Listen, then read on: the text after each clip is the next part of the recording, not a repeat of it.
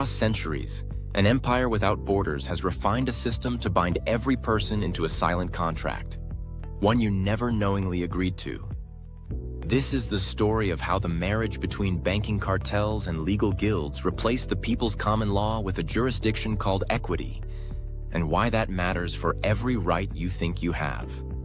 The Holy Roman Empire was crowned in the year 800, when Pope Leo III placed the crown on Charlemagne's head, a symbolic union of church and state. Over the centuries, papal bulls like Unam Sanctum, 1302, claimed all earthly authority under the spiritual head of Rome, asserting that every human soul and their property fell under papal trust. Banking soon became the empire's financial arm. By the 1600s, goldsmith bankers in Amsterdam, Genoa, and London perfected trust indentures, legal devices for holding property on behalf of another. While sold as protection, they were a mechanism of control. The trustee had the power, not the beneficiary. Parallel to this, the Inns of Court in London trained lawyers in Roman civil law traditions and ecclesiastical procedure, systems rooted in canon law, not the people's customs. By the late Middle Ages, this legal profession had formed a self-governing guild with exclusive control over courts and procedure. Here's the crucial shift. Common law is founded on the law of nature and nature's God as applied to society, protecting life, liberty, and property. It recognized absolute rights. Your property was yours, with none having superior claim. Equity, by contrast, was a royal creation. When common law courts refused cases on technical grounds, the king's chancery stepped in, ruling on conscience rather than fixed rights. Equity could compel or restrain a person, order performance of a contract, or decide what was fair, even if that meant ignoring common law. Over time, especially after the Judicature Acts of the late 1800s in England, equity absorbed common law. Instead of two systems balancing each other, one subsumed the other, and the judge's discretion replaced the jury's verdict. The decisive moment came in the 20th century. In 1913, the Federal Reserve Act privatized the U.S. money supply under a central banking cartel. In 1933, the Emergency Banking Act declared the United States bankrupt and pledged all property, public and private, as collateral for national debt. Birth certificates, once mere records, became security instruments, registered with the Department of Commerce and traded via the Depository Trust Company. Under this framework, your legal identity is treated as the trustee of an estate, the same estate pledged in 1933. Courts no longer operate under common law. They function under commercial equity, applying statutes and codes as contractual terms. Traffic tickets, property taxes, licensing, these are not matters of right and wrong, but conditions for use of property you no longer truly own. Judges act not as neutral arbiters, but as administrators of trusts and contracts, their loyalty sworn to the bar, under the Inns of Court founded in the Templar Church in London, the same order that financed medieval monarchs. In common law, silence is neutral. No contract can be forced upon you without your express consent. In equity, silence is consent. This flips the default. You are assumed to have agreed unless you explicitly rebut. The empire's genius was making this system invisible, so people don't even know they're bound. From 800 CE's coronation to 1933's financial coup, and now into the age of digital IDs and programmable currency, the strategy hasn't changed, only the tools. What was once parchment and wax seals is now blockchain and biometric databases. This isn't just history, it's the present operating system of the world. Knowing the rules is the first step to reclaiming your status under common law, where rights are absolute and not permissions granted by an administrator. The trust was built without your consent. The question now is, will you leave it unchallenged? Learn more by searching Burn the Corporate Fiction on YouTube, Rumble, and Facebook.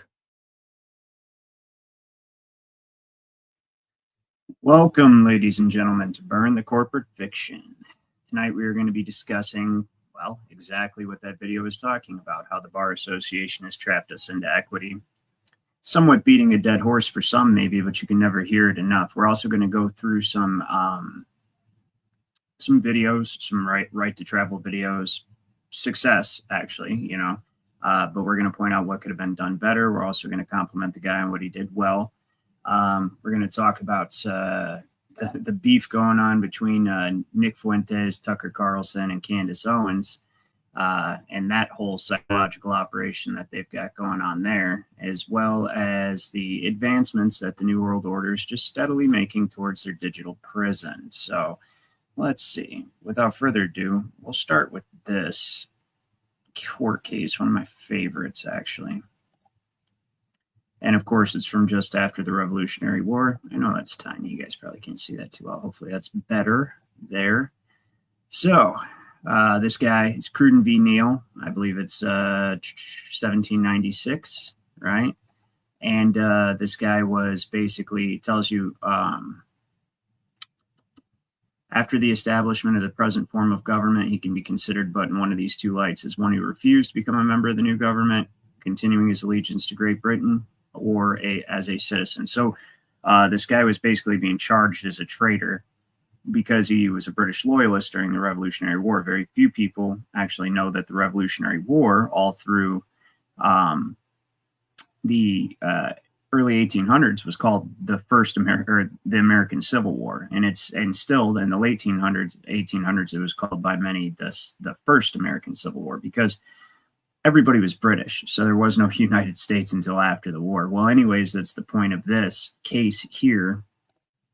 They say when a change of government takes place from a monarchical to a republican government, the old form is dissolved. Those who lived under it did not choose to become members of the new, much like what happened when they switched everything over to their commercial system of equity, their commercial equity system in the 60s. We didn't even get a say in becoming members of the new, right? So you had a right to refuse their allegiance to it and to retire elsewhere. By being part of the society subject to the old government, they had not entered into any new engagement to become subject to the new form the majority might think proper to adopt. So this is the main part right here, that the majority shall prevail is a rule posterior to the formation of government and results from it, meaning it comes after. Okay, democratic processes come after government's formed, right? Whoops, hold on. It is not a rule binding upon mankind in their natural state. There, in the natural state, okay, every man, every man is independent of all laws except those prescribed by nature. So in a natural state, man is independent of all laws except those prescribed by nature, which would be common law, law of nature, and nature's God. He is not bound by any institutions formed by his fellow men without his consent, period, point blank, period. You are not bound to the institutions of your fellow men absent consent. So in order to be part of this commercial equity system that they've set up, this trust indenture scheme, at some point, there must have been some consent given, right? Well, interestingly enough, the consent that they presume originally happens to be your mother informing on you to make you a 14th Amendment citizen. Yeah, forgive me why Babel, Hathi Trust loads up. And it's funny that they call this Babel. And, when we say somebody's blah, blah, blah, blah, blah, blah, blah, it's Babel, right? And then the Tower of Babylon, that's why I firmly believe the Tower of Babylon was actually a legal system of turning everybody into property and trying to play God. And that's what the king of Babylon was doing in building the Tower of Babel. He was actually creating the first commercial equity system in an effort to place everyone under it as property and usurp divine authority. That would also explain why the languages were confused afterwards. It'd be much harder to get people to contract and to get people into this situation if everybody's speaking different languages. But it's just my opinion. We'll be more than welcome to disagree. You're also more than welcome to come up tonight. I posted the link in the comments, and you're more than welcome to come up and share your opinion. Now, before I go into this real quick, I just want to say hi to the several of you that are in the chat already. We've got Pat, here I am, right? Mojo, good to see you guys. LJ, it is nice up here today. It's perfect weather. AB Normal, and let's see, Ryan McVeigh, good to see you. So the consent that they presume, because in a state of nature, men are independent of the institutions of their fellow men absent consent. And when they reform the government without telling anybody, right? That also counts, just like Cruden v. Neal. When they formed the new American government, the British loyalists did not have to be subject to it because it's a new form. It requires their consent. Well, that's what they did to us with the commercial system, and they did not acquire anybody's consent. They hoped you never find out, right? The consent that they presume you to have given is your mother registering your birth certificate. Anything that you register is proper. It becomes, when you register something, you give the controlling interest of whatever's being registered to whomever you're registering with. It's the very nature of the word register, regis, right? Regal. It's Latin for government or control or crown, right? It's the authority. So when you're registering, you're giving your property to the authority. Well, your mother could not do that to you, actually. According to this right here, this is the Virginia Bill of Rights, and what's good for one state's good for all states, and this is written by Thomas Jefferson, and he tells you that all men are by nature equally free and independent, and have certain inherent rights, of which when they enter into a state of society, they cannot by any compact deprive or divest their posterity. What is posterity? It's the posterity. It's your heirs. It's your children. You cannot deprive or divest your children of their property rights, not by compact, not by registration, not by anything. Your mother and father were not able to actually do that. So this is a big shaky game. It's a huge illusion. It's a big game of pretend, and it's a big game of hope you don't find out what's going on because they didn't do it the right way. There's so many holes in their system, and that's what we here on Burn the Corporate Fiction aim to point out and help people exploit, okay? These rights are namely the enjoyment of life and liberty with the means of acquiring and possessing property and pursuing and obtaining happiness and safety, okay? Primarily acquiring and possessing property.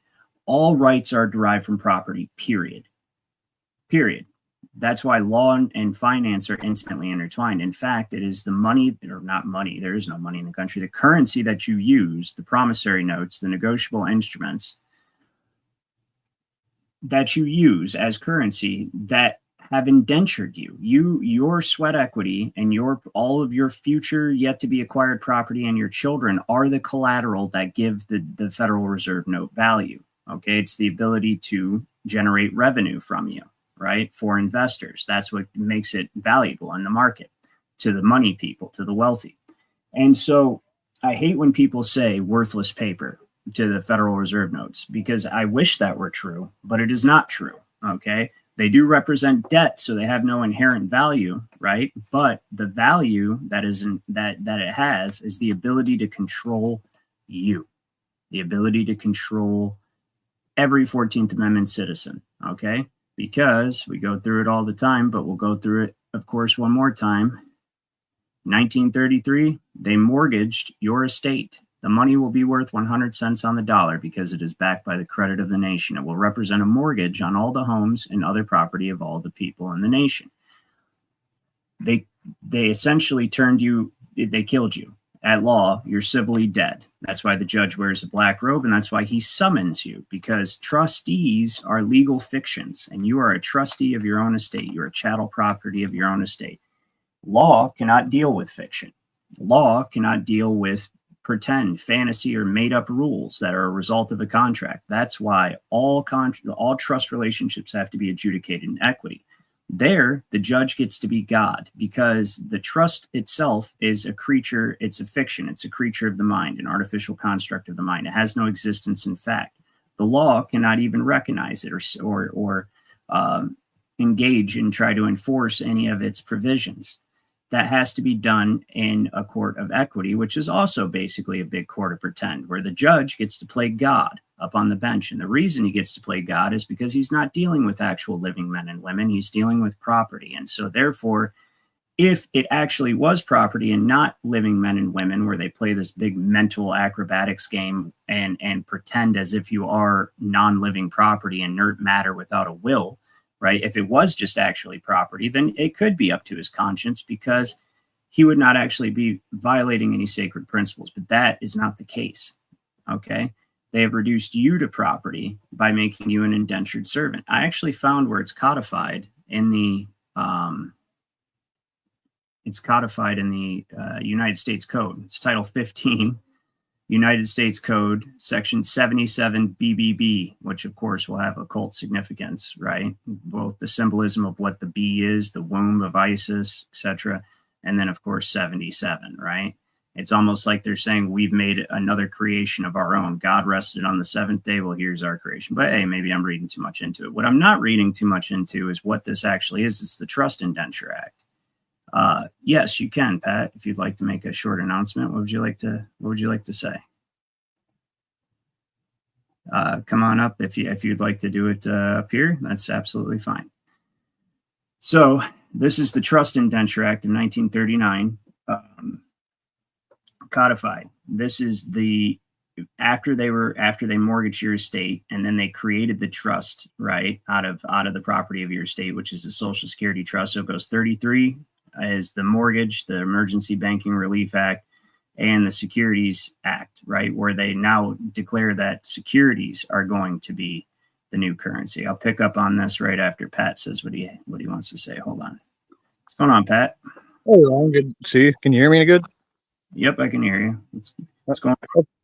My announcement is I've decided I'm going to college and I'm going to become a minister of the Baptist Church. And what I'm going to do is I'm going to use that, but I'm going to do my research with what you're teaching and put it together and create sermons out of it, and hopefully try to pull the church away from the government. Well, don't get a 5013C status then, because that's how they control all of those churches. That's specifically why that status exists, is to bring the churches to heel. Yeah. Yeah, but that's initially owned by the Vatican through the long run, and Baptists are pretty much against that whole thing. So the goal would be to get my sermons out there once I can get them prepared, and take all the writings and put them together, make sure everything's perfect. Then I can turn around and go before the heads and try to change the whole church over. Get all the properties under a private trust, and pretty much get away from it. But that's just a long-term idea goal that I've had, but I am going to college now. I'm getting ready to start up. They're gonna fund me. They're getting the funding for me, so it's all going to be paid for. So that's sounds like an excellent plan, man. I think you should move forward with that. It's a good idea. If there's anything I can do to help you out with information or anything like that, just let me know.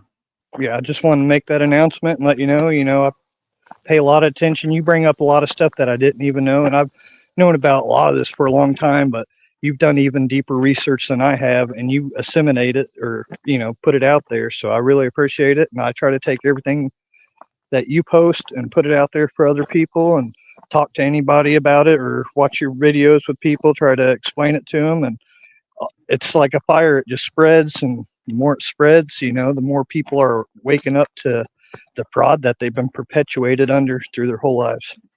Well, and that's a big thing. That's why they're in such a rush to get their AI governance set up, is because they are. I actually had a little debate with one of my buddies last night who is ultra mega is whatever. And I'm telling him, I'm like, you realize, yeah, okay, so there's a better option than Kamala, but he's still furthering the digital system. He's still setting up the digital prison to permanently lock you into what people generally call the straw man. I hate that term because it's overused and it just puts a bad taste in some people's mouth. But that's what the legal entity, that's the whole point of what we're talking about, the fiction at law, which can only be adjudicated in equity, the trustee. They're trying to permanently lock you into that position and eliminate due process with AI governance, so that you never have the opportunity to assert your proper status. It's just going to be just from straight A to C. They see the AI governance, facial recognition, sees you do something that's against statute, code, regulation, right? And then immediately deducts a fine from your bank account right away, just boom. And then you don't even have the opportunity to challenge the jurisdiction, be like, state your name for the record. What makes you assume that I have one? Right? That sort of, you don't get any of that because it's just going to be instant. And that's what they have to get set up. And they're trying to get it set up before we reach a critical mass of awakening, because they know that people are not buying their shit anymore. They're not buying the Israel shit. They're not buying any of it. The left-right paradigm, they're not buying. The people know who's running things now. They know about the client list. They know that Hollywood and DC are a bunch of Satanists. They know what's going on, and more people are waking up every day exponentially faster. And so it's really just a race to the finish. That's what we have. If the Yeah. church can get back into common law and common law practices and get away from the usury and start using private trusts, then after that, anybody from the church that's a standing member can come get a loan with 0% interest, build their farm, build their home, get away from all the taxes and help the church, and the church can grow, and it could be a revival against what the government's shutting down the churches. So it'd be the opposite of what's happening. And that's what I think education is very important for the church to waken up Well, yeah, before that. it falls under itself. But yeah, but I would say just eliminate the concept of church, or not church, trusts altogether, because just like it says in A Practical Treatise on the Law of Trust, right? It says that I thought I had it pulled up somewhere right here. It says that thus in the words of an old counselor, the parents of the trust were fraud and fear, and the court of conscience, that's a court of equity, was the nurse, because then the judge, the bar pirate, who's part of a private communist lawyers guild that literally works for Satan out of the old Templar church, they get to become God in a court of equity, because now it doesn't matter what the law is, it's the provisions of the trust.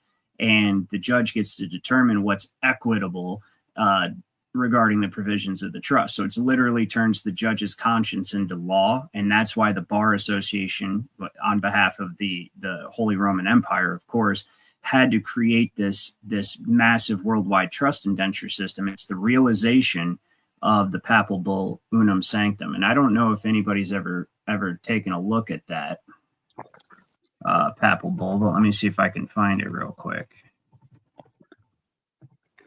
Whoops, that is Uam. That's not what we wanted. Unum Sanctum. Was it Pope Pius? It was Pope Boniface VIII.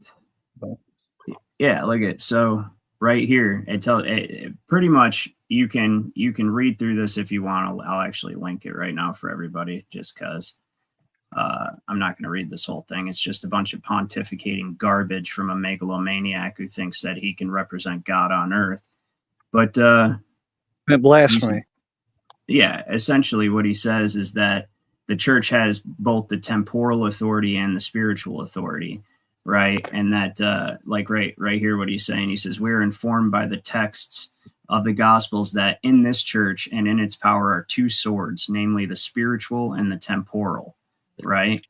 And says, therefore, both are in the power of the church, namely the spiritual sword and the material. But indeed, the latter is to be exercised on behalf of the church, and truly the former is to be exercised by the church. And now that shows you how they had authority over all the kings and have authority over the monarchs to this day, because they're saying that both the spiritual and the material swords belong to the church, but the church basically delegates the material sword to the crowns, right? To regulate the material world. And then the spiritual is to be exercised by the church alone. But the point of this Unum Sanctum, and that why this trust indenture scheme that we're in today is the fulfillment of it, is it says right here, furthermore, we proclaim, we define that it is absolutely necessary for salvation that every human creature be subject to the Roman pontiff. Okay, that never went anywhere. That never, ever went anywhere. And I'm pretty sure somewhere in here it says in perpetuity. So the definition of human is an evolved monkey that's intelligent. So for them to say that people are humans are denouncing God immediately. I say I'm man, but human. No, I say mankind as well, but human is the color of man, like the color of law. Basically, human is a persons, basically. Persons are non-living entities. Right. Human is not a man, but of man, basically, like man, in the resemblance of man, but not man, because only man can exercise free will and property cannot. And that's why they want to reduce everybody to chattel, because then you don't have any access to law to assert your lawful rights to property. So this right here is the codification of that Unum Sanctum today, right? So it's basically what they're telling you is that it says, upon the basis of facts disclosed by the reports of the Securities Exchange Commission and made to Congress pursuant 78JJ of this title, which if you click section 78JJ of this title, it's repealed. They took it back out because that's what they do. They'll pass something and then they'll repeal it and piecemeal it out in different sections so you can't find it all in one place. That's how they work, right? It is hereby declared that the national public interest in the interest of investors in notes, bonds, debentures, evidences of indebtedness, and certificates of interest or participation therein, which are offered to the public, which the public is not the people. Okay.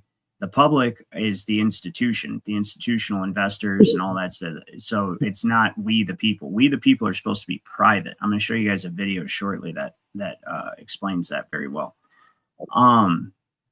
So it says that all these bonds, notes, debentures, evidences of debt are adversely affected when the obligor, which is you, right, fails to provide a trustee to protect and enforce. Well, actually, the obligor, the proxy obligor, would be Congress and the president, right? And so it says because they basically mortgaged your estate on your behalf because you're considered an infant under the 14th Amendment.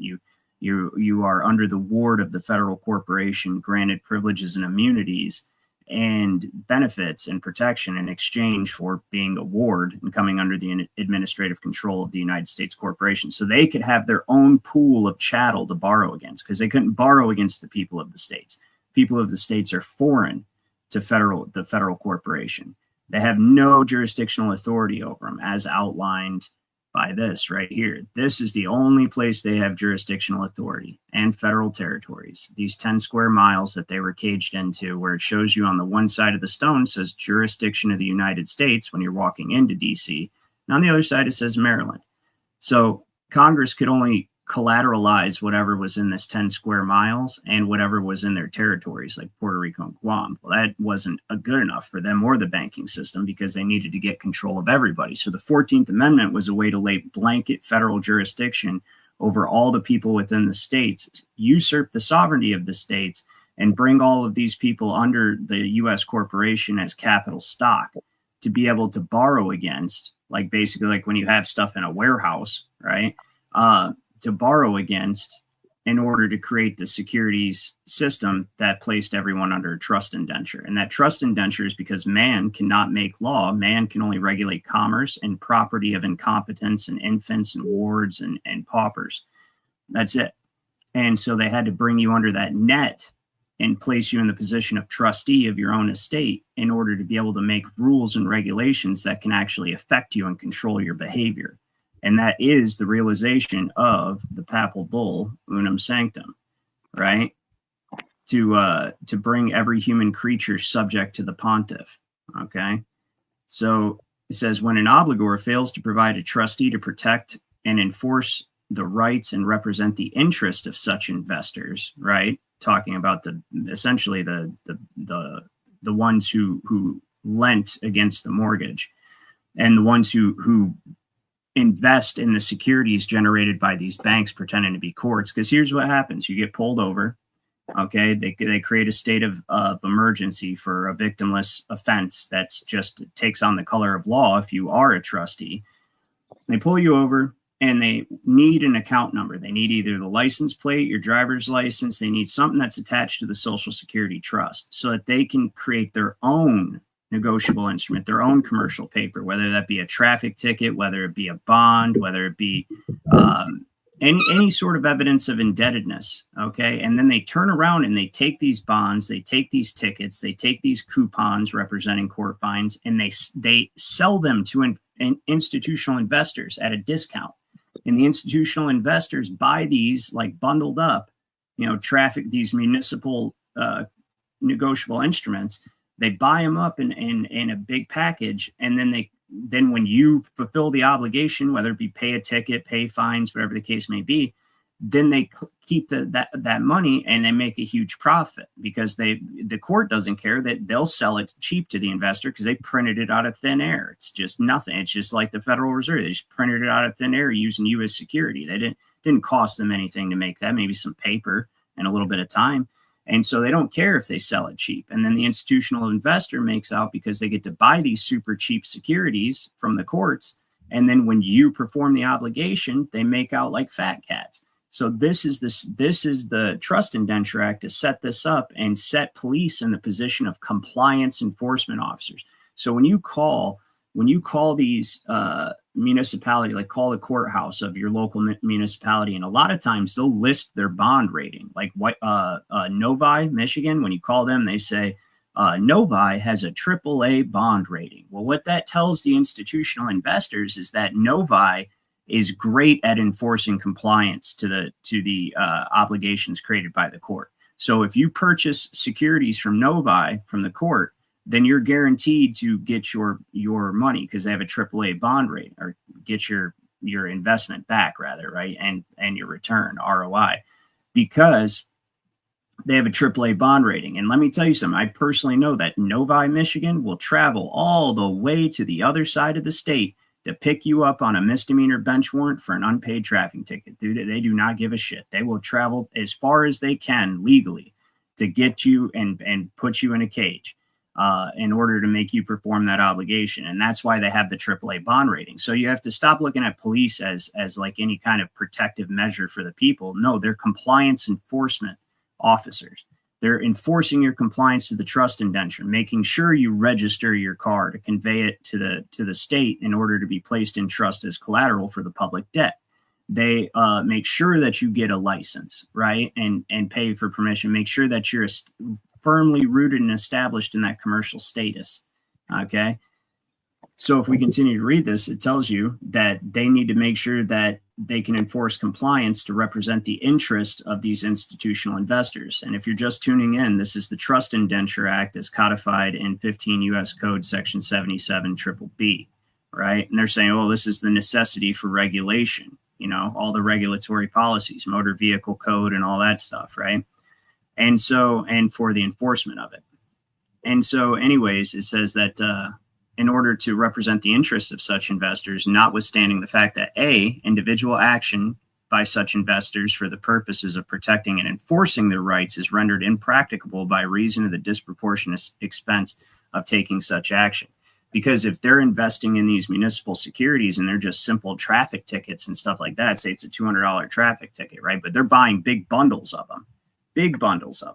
And so it's a lot of money at once. Say they're going to invest $20,000, $30,000, $40,000 in these municipal securities.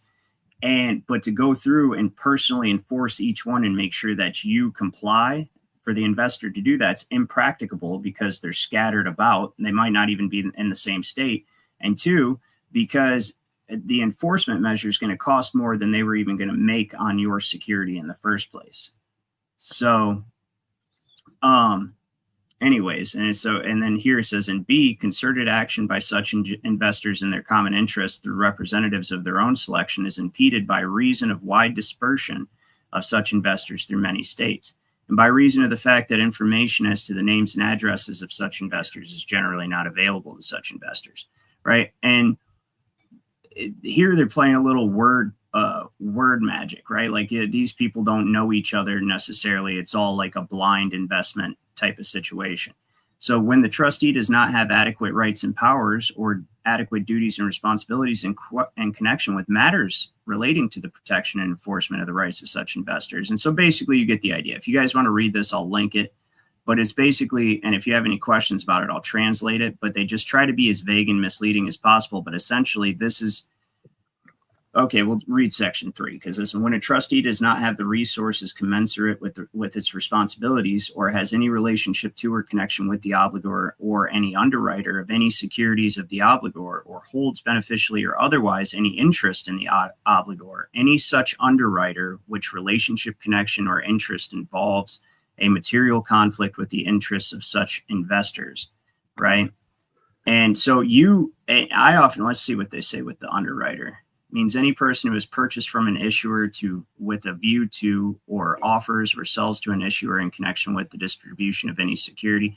So basically what this whole section is, and I'm going to link it for you guys, is your trust indenture. It's outlining the compliance policy and the enforcement of compliance to the various revenue codes that are the byproduct of the mortgage of your estate. All of your property is held in trust as collateral. It's linked to your social security number, well, all your registrable property, okay? And you are required by virtue of using the Federal Reserve notes to convey all registrable property to the state so that it can be held as collateral in trust, and therefore they can generate revenue from it, which is the rents and profits that the lender is entitled to under the law of mortgages. Okay, so they're farming you, basically. They're fleecing you on a regular basis, and that's the benefit of being the investor or the lender. Okay. And that's the name of the whole game. And really, it's not even about the money. For some of them, it is, because there is no money. But it's not about the wealth accumulation. Let's put it that way. What it's about is it's about control. Go ahead, Pat. Okay. When putting something in a trust, you can't buy it straight with federal notes. But my brother, he got me a truck. He's giving it to me. Could I give him an ounce of silver, and then later be able to take the registration off of that and then put it into a trust, since I gave him an ounce of silver for it? Well, don't register it at all. And first of all, and then second of all, what you want to do, whether you actually use silver or not, is your decision, because what the state don't know won't hurt it. And it has no ability to, you have no duty to divulge the details of a private express trust to any entity whatsoever, because it exists outside the government. That's why the wealthy use it, like the House of Rothschilds, the Rockefellers, all these people use private express trusts to hide all of their private property, okay, away from the prying eyes of the very nanny state they created. And so what you want to do is you want to create a bill of sale. And you don't want your brother to sell it to you. You would want to create the trust prior to the sale so that your brother sells it to the trust. And you, in the trust instrument, this is actually exactly what we're going through in the Jurist Society right now, is the private express trust. So it's a perfect time to ask. And so what you, in the trust instrument, you appoint yourself as the trustee, okay? And now you have to act within the bounds of equity. Everything has to be fair. You can't get something for the trust for your own personal use, but you can make the beneficiary, say, your house, right? The family in general, the house of, whatever your last name is. And then you're just a trustee. So now you're purchasing it for the benefit of the house, and you're purchasing it for the trust on. And then in the trust instrument, you also put, this is the clever part, right? And this is something we came up with in the Jurist Society. You put in the trust instrument, no property of the trust is to be used for commercial purposes under any circumstances whatsoever, period. Right? So the reason why this is upheld, and I'll show you guys real quick, because this is a fantastic book, and we're about 80% of the way through it in the Jurist Society. It's called Weiss Concise Trustee Handbook, okay? And this is about private express trust. This guy is a lawyer who was hired by corporations to fight people like us who know the law and know what they're doing and find loopholes in it. So he would actually stop us. And then after he retired from doing that, he wrote a book and said, if everybody just did this, then there's nothing they could do about it. And the reason being is because, like right here, Munn v. Illinois, 94 U.S., it says that the principle of regulation of public trust, right, or private trust, you can't regulate them because the trust is of private property and its business is private as well. The trust is not affected with a public interest, which means public policy such as revenue codes or the trust indenture in general cannot affect the corpus of the trust. With one exception, so long as it does not become affected with a public interest until the trustee participates. So if you participate on behalf of the trust in an unincorporated interstate banking association, which is the 14th Amendment Federal Reserve, in the Federal Reserve Scheme, it's by operation of law when everybody participated with in a common enterprise using these securities as currency, it created what's called an unincorporated association, or basically an implied trust. All right. And that's actually how they can continue to do it, is it's upheld by Article 1. So though they violate Article 1, Section 10, where it says that you have to use gold and silver as legal tender in the payment of debts, it's upheld by the same provision that protects the private express trust, and that is no state shall make any law ex post facto impairing the obligation of contracts. And what that means is, let's see, he's got a good way of putting it up here. Where is it at? So the federal government, no. He tells you about the Article 1, Section 10. Just bear with me. I'll find it real quick. It says, no, Article 1, Section 10. Let's see. The oldest express trust in North America is the North American Land Company, formed by Patrick Henry with the aid of John Nicholson and James Greenleaf and Robert Morris of Virginia, popularly known as the financier of the American Revolution, distinguished from the Virginia colony governor, right? Blah, blah, blah. Says the North America Land Company was, okay, so he says another more possible. So he's telling you that the founders use these trusts, but there's inflation. No, I'm trying to find where he tells you about how it's protected. Which this book is full of Supreme Court cases that protect the private express trust. I'll find it. Hold on. Yeah, see right here, because the contract makes the law. That's the whole thing. And you have an unlimited right to contract. Okay. You have an unlimited right to natural right to contract. And so when you create a private express trust, you're creating a common law contract that comes before and stands above anything that the government does. And because of Article 1, Section 10, they cannot force you to impair the obligations of your contract. So if you put in your trust, no property of this trust shall be used for commercial purposes whatsoever, well, that takes away all of their administrative enforcement abilities, because for them to try to force you to put a license plate on your car, or to try to or to try to use a license, or like operate it commercially, right? Because all of these things are commercial terms. The only things that Congress can actually have jurisdiction over under Article 1, Section 8, which is why the whole thing's a commercial system. Like take firearms, for instance. There's no such thing as a firearm. We have arms. The Constitution expressly describes arms. The word firearm was created as a commercial term to try to circumvent the Second Amendment by under the regulation of commerce. Now they're talking about this commercial item called a firearm, and now they're regulating this commercial item, and it's not an arm at all, right? Why didn't it just say firearms in the Constitution? Well, because there's no such thing. It's a made-up commercial term. Could a violent felon put an arm in the trust and they couldn't touch him or that property? Well, now see, that's technically should be but you know damn well what they're going to do to you if it comes to a gun, because that's one of their no tolerance fucking, they'll lock you up and deal with the consequences later. Even if you end up winning it, you're going to spend a lot of time sitting in jail. So, all right, let me just find, why is this Article 1, Section 10 thing so damn hard to find? I'm pretty sure it's up towards the top. So yeah, we know. General law merchant. Okay. No. Okay, I must have passed it. Bear with me for 2 seconds, ladies and gentlemen. We shall find this dang thing. Okay, right here. So Barry v. McCourt. The court held that an express trust is a contractual relationship based on trust form. And Smith v. Morse, 2nd California, 524, it was held that any law or procedure in its operation denying or obstructing contract rights impairs the contractual obligation, is therefore violative of Article 1, Section 10 of the Constitution. Because the express trust is created by the exercise of the natural right to contract, which cannot be abridged, the agreement, when executed, becomes protected under federally enforceable right of contract law and not under the laws passed by any of the several state legislatures. Right. And in Elliott v. Freeman, the court made it clear that the express trust is not subject to the legislative control.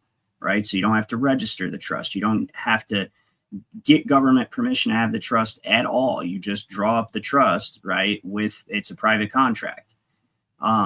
So it went further to acknowledge that the right-wise stance of the United States Supreme Court that the trust relationship comes under the realm of equity based on the common law right of contract. So it's the common law equity, not the Roman civil law equity, which equity is not law, right? But the equity he's referring to is the one that accompanies common law to supply for its deficiency, not or supply for its rigidity, rather, because there is no deficiency in law. And not Roman civil law contract where everybody is universally property under one centralized sovereign, right? So based on the common law right to contract, and it is subject to it is not subject to legislative restrictions, as are corporations and other organizations created by legislative authority, because all of those are trusts created by the authority of the state. You go and you register these things with the state, and it's the state's authority that gives this thing its existence. But the private express trust is entirely different. And I'm going to show you a video in just a second after I finish reading this that will kind of, you'll see what I'm talking about. So to clarify the equity and common law distinctions, the basis for the express trusts under common law in this instance is not that such organizations are creatures of common law as distinguished from equity, but that they're created under the common law of contracts and do not depend on any statute. So when you create a private express trust, you're creating a natural person, like a legal person that has the same capacities as a natural person under the law of the land, before and above any of the statutes or codes that a state can make. And so this trust, you have to look at it like it's it's a person, right, that you've created, but it's just on paper, still a fiction. But that fiction has all of the rights to property that one of we, the people, originally would under common law, under the law of the land, and is not subject to the statutes and code enforcements so long as you design the trust instrument that way, which is what we do in the Jurist Society. I'm actually drafting the trust instrument for all of us to use in the Jurist Society. And so what I'm doing is I say that no property of this trust shall be used for commercial purposes under any circumstances whatsoever. And because of this, all of these court cases and the fact that it's established and it's still used to this day by the wealthy, for them to go against this would shoot themselves in the foot, and they won't. They can't go against it as long as you make the trust instrument tight and bulletproof. And so for them to try to force you to put a license plate on the car, to register the automobile, or to use it in a commercial fashion by having a license, right? But that must mean you're engaged in commerce. Then they are actually directly violating the Constitution, and the Supreme Court has volumes of case law to support it. And then if they seize your property because you told them this property belongs to the trust, it's not my property, it's the trust's property, and the trust is a non-commercial entity, it's not for hire. And they say they seize your car anyway. Well, you can actually sue the shit out of them in their own court and win, because that's how this works, right? So that's my advice to you. You want to create the trust first, though. So if your brother's selling you the car or the truck or whatever you're getting, right, and never call it a vehicle, never call it in the trust documents and in the purchase, the bill of sale that you're going to have your brother write up for you, or you're going to write up for him, and it's going to be sold for lawful monies, and you want to sell it for at least $20 in silver, 20 ounces of silver, because that puts it in the realm of the common law jurisdiction under the Constitution. You want him to sell it directly to the trust for silver or gold. Okay, sell it directly to the trust for silver or gold. And then because of the trust instrument that you use to make the trust, that property is automatically exempt from commercial regulation. And that's it. That's the answer. So let's check out this video real quick.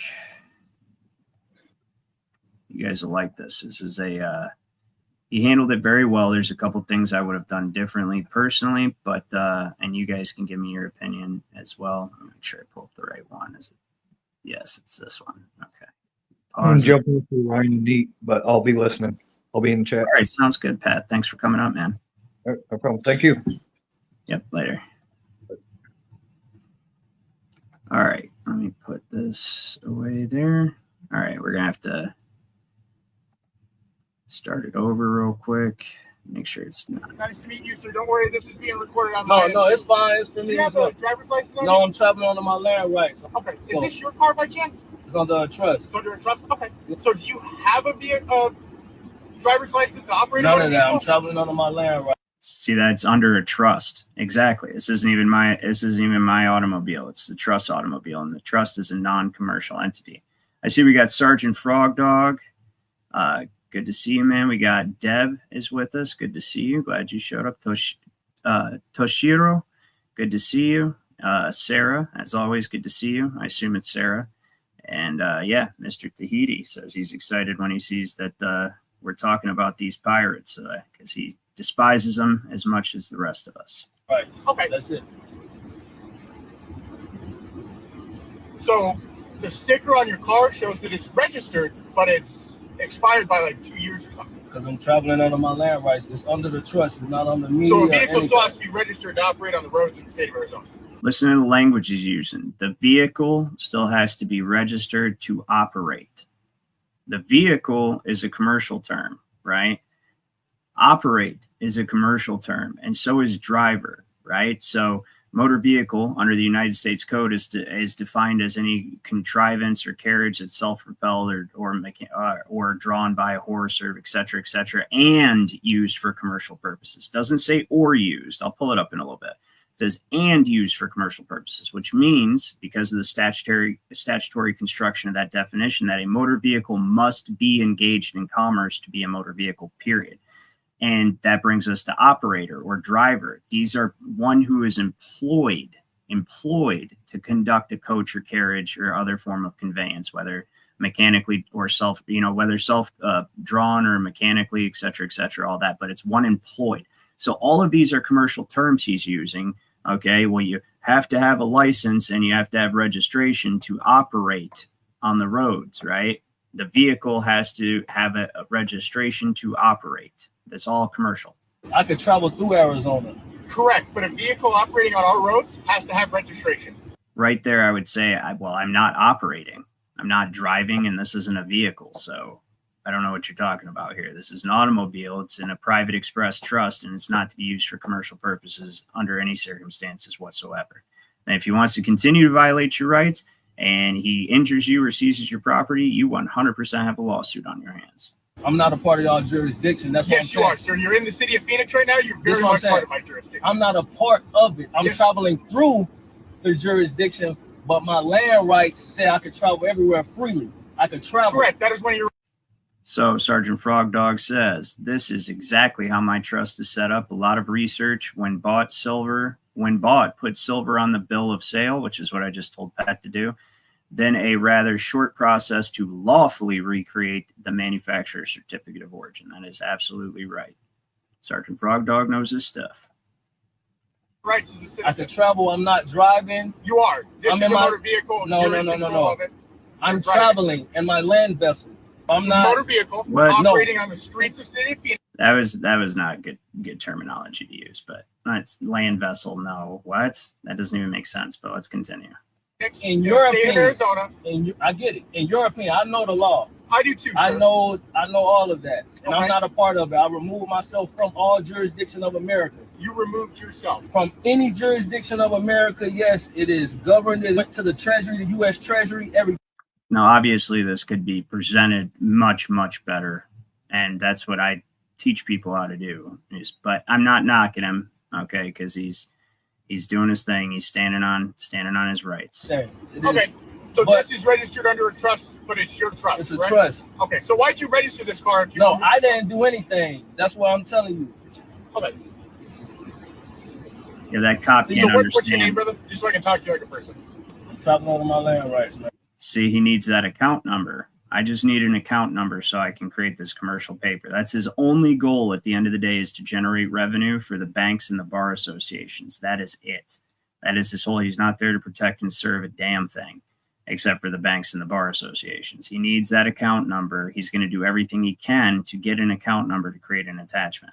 And I'm just asking. I understand, bro. I'm not trying to be an asshole. I understand. But No, you're being very polite. I Yeah, respect that. but I understand if I don't confirm anything with you, then that puts me back in this jurisdiction. I understand the codes. I understand all of that. Okay, do you understand United States Supreme Court? Nice to meet you. Nice to meet you, sir.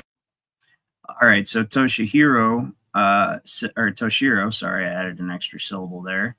And that was it. That was that whole thing. Obviously, it didn't show how it ended, so I'm not really sure how that ended for him, but he could have explained it a lot better, obviously. And the cop doesn't understand a trust. But if that is registered to a private express trust, then he is going to, and that cop does try to seize the property, that cop's going to get himself in a lot of trouble. So believe me or don't, that's the way the law works. So let's see here.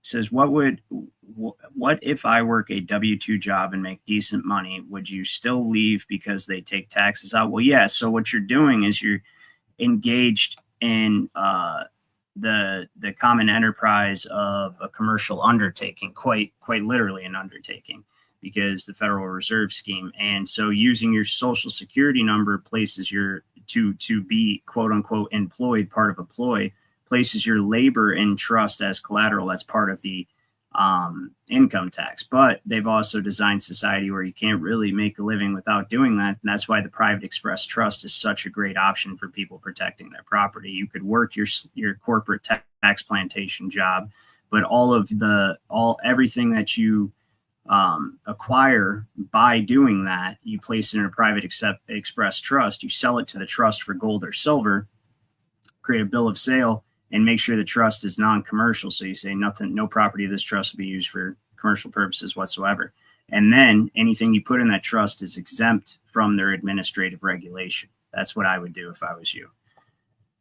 So just like Pat. All right, let's see what else other people have to say. It says, my modern conveyance is what the appropriate term to tell the policy for. That's absolutely right, Rem, for sure. Search W8, he said, to W8BEN for you. That's for you, Toshiro. He says search W8BEN. And so would you say 100% for certain 401k? So what the 401k is it's like the private Social Security. What they do is they pool all that together as one big source of equity, so that they can pull equity out of the collective 401ks. And not, so they invest it for you, but then that investment portfolio that the company essentially controls, whatever company does your 401k, they also use that to pull, they pull equity again, they draw equity against the 401k. So it's basically like a security account. But I wouldn't, it just depends on what your circumstances are and what your ability is to actually live in the private. You know what I mean? If you need those, that's why they exist. Those are for people who have no way of. So the reason Social Security places you into the trust indenture in the first place is because what you're saying when you sign up for a Social Security card is, I have no idea how to plan for my own retirement. I'm helpless. I'm an infant. I don't know how to manage the affairs of my estate. Right. And so they give you this benefit of planning your retirement for you, which automatically by operation of law makes you come under administration, as they're basically as personnel of the federal corporation, because the Social Security is a deferred retirement benefit. Though you are not working directly for the United States corporation, you're using the Social Security number to engage in employment, which is a ploy.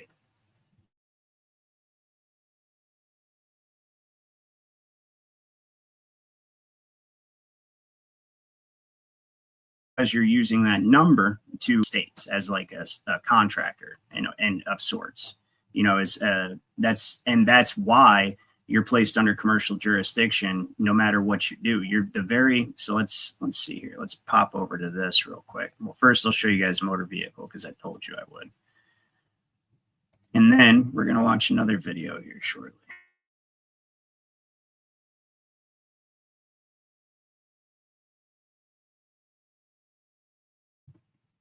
Definition. I believe that's an A, and I'll link it. Yeah, no problem, Toshiro. All right, I'll link this for you guys in the chat. If you guys want to look at this yourself, I would print it off. I would keep it. I would show it to the road pirate. But see, if you do have a plate on your car and you offer a license, then there's really no way that you can actually assert that you're traveling and you're not engaged in commerce, for a reason I'll explain. That's why you give them no account numbers. If you haven't committed a crime, he's not entitled to know who you are. And you can't say, oh, because you're operating on the roadway. Well, no, I'm not actually operating anything. I'm not driving anything, and this isn't a motor vehicle. And I'm not subject to your revenue codes. I'm not subject to the administrative control of my property because this estate has been claimed, which is another thing we teach how to do in the Jurist Society. And I have the entire 31-page template that took me a long time to write. But anyways, but if you hand him that license, then you're automatically given him an account to generate his commercial paper, and you just admitted to being in commerce by handing him the license, or by having the commercial advertising on the back of the car.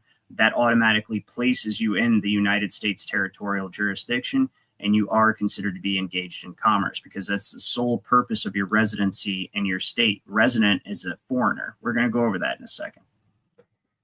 So the term motor vehicle means every description of carriage or other contrivance propelled or drawn by mechanical power and used for commercial purposes. It doesn't say can be used or may be used or used. None of that. It says and used for commercial purposes, and used for commercial purposes, period. So when he's saying vehicle, you got to have a license to operate a vehicle on the road. Well, it's a good thing that I don't have a vehicle then, huh? This is an automobile. I don't know what the hell you're talking about, you know? And, well, why don't you have a license plate? Because I'm not engaged in commerce, dude. This is private property and I'm traveling. It's not for hire.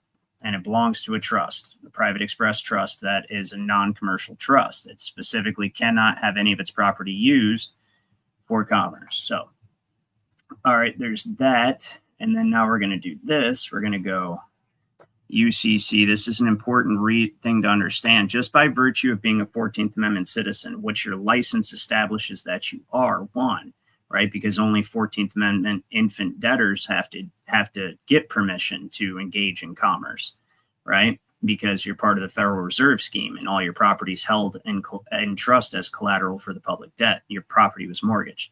So this is location of debtor.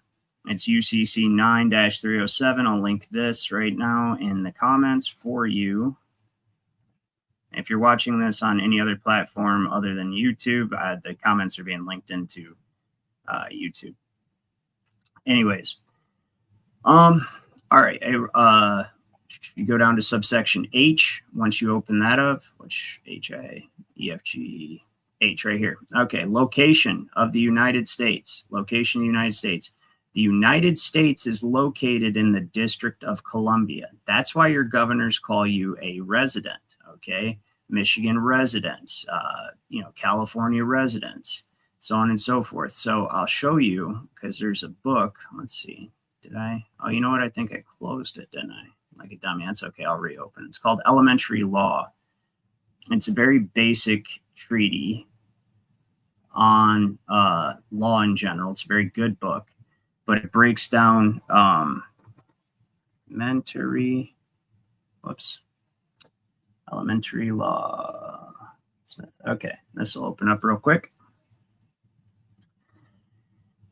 I knew I shouldn't have closed this thing because I was going to use it. I always do. So the page we're at is members of a state. Okay, members of a state. The members of a state so a member of a state may either be a citizen occupying the status entitled citizenship, or he may be a resident alien, okay, occupying the status designated by the title residence. That's why your governors always say resident, resident, resident, Michigan resident, California because the United States, when you're a United States citizen, the United States is located in the District of Columbia.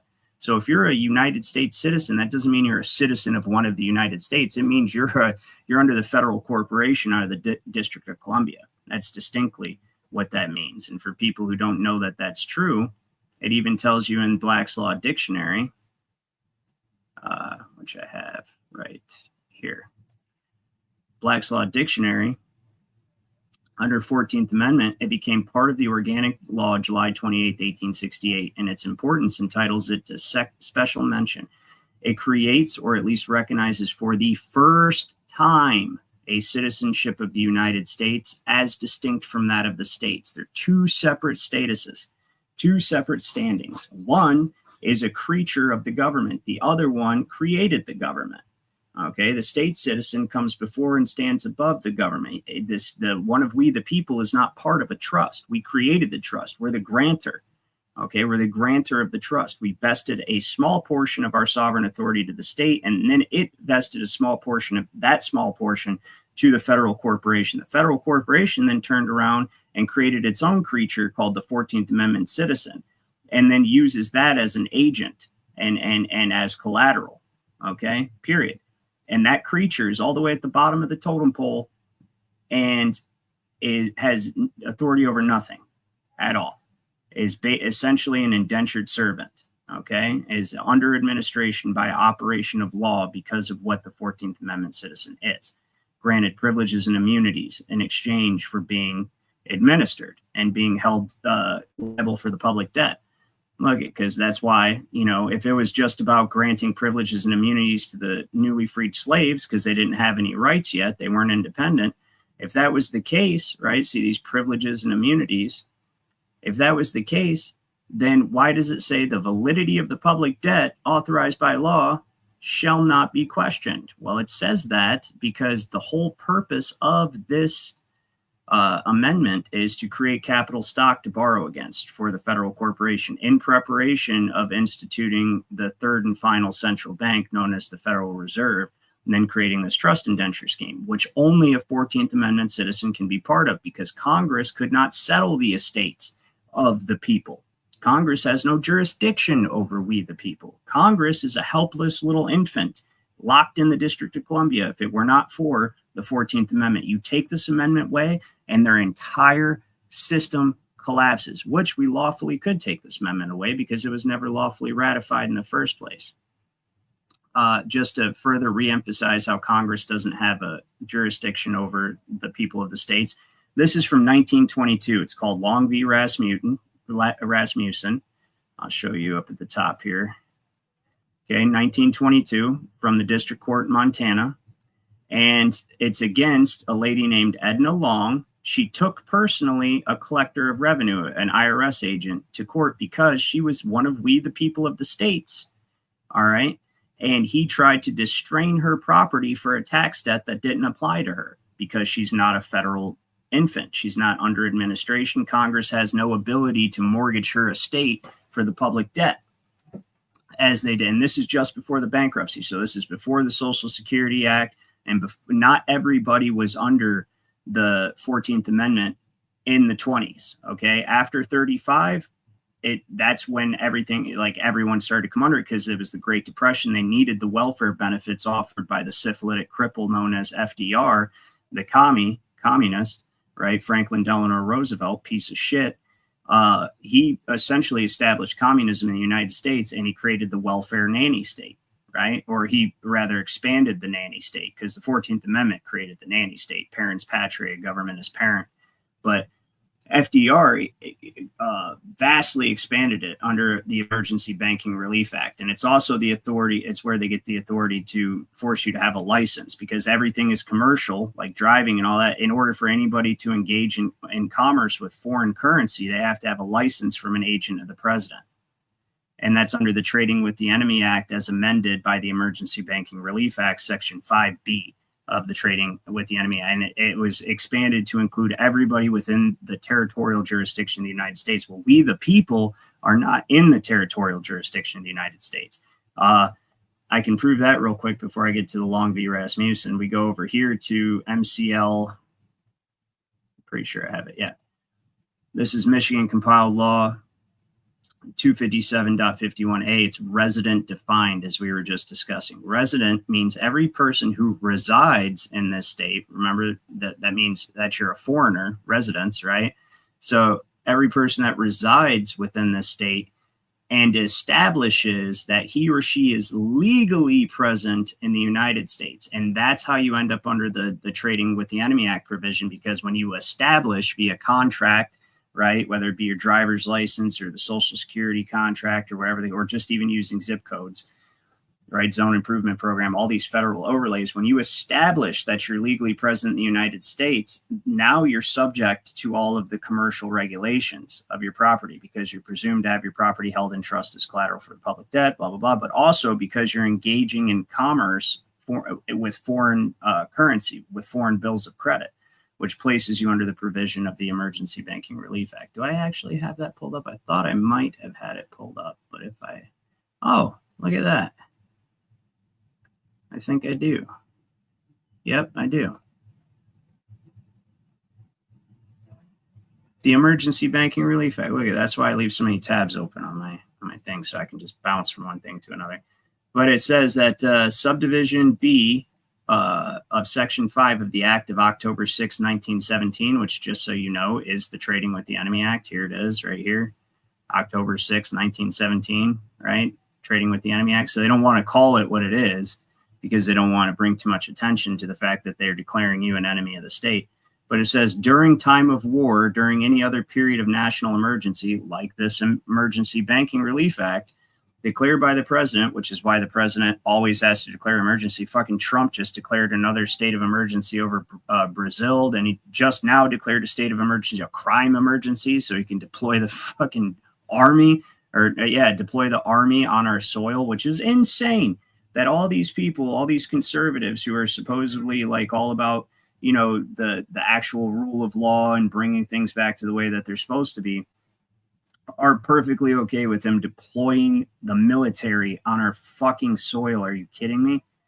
Like, and it's just because it's Trump doing it, nobody gives a shit, apparently. So except for obviously the liberals, but they whine about everything anyway. I mean, this just happens to be something that's, you know, legitimate. But anyway, during time of war, during any other period of national emergency declared by the president may, through any agency that he may designate, which would be the Secretary of State or DMV, depending on which state you're in, or otherwise investigate, regulate, prohibit under such rules and regulations as he may prescribe, by means of licenses or otherwise, any transactions in foreign exchange, transfers of credit between payments by banking institutions as defined by the president. And that's what you're considered part of, is an unincorporated banking association. It didn't have to be written down. It's by operation of law.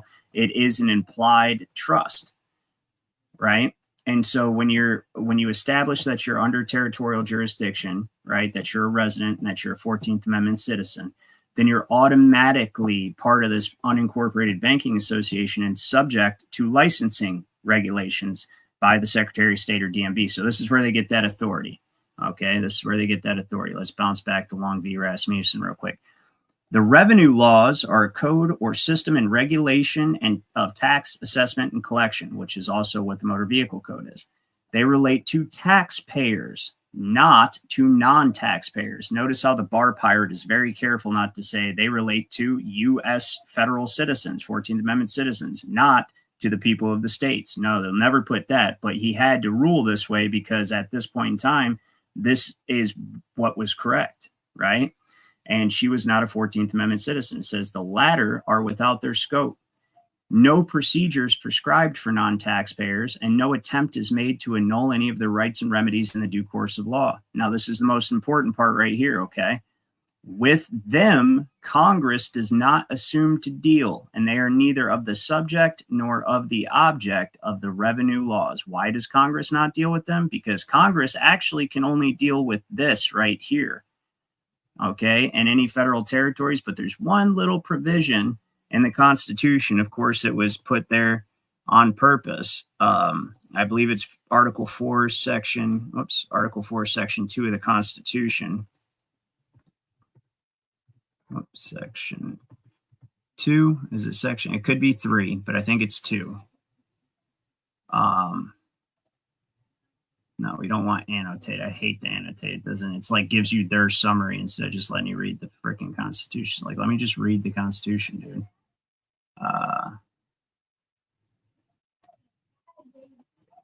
Let's see. Nope. They do use this too, though, to keep you under the indenture, but that's not the right one. So it's got to be 3, Article 4, Section 3.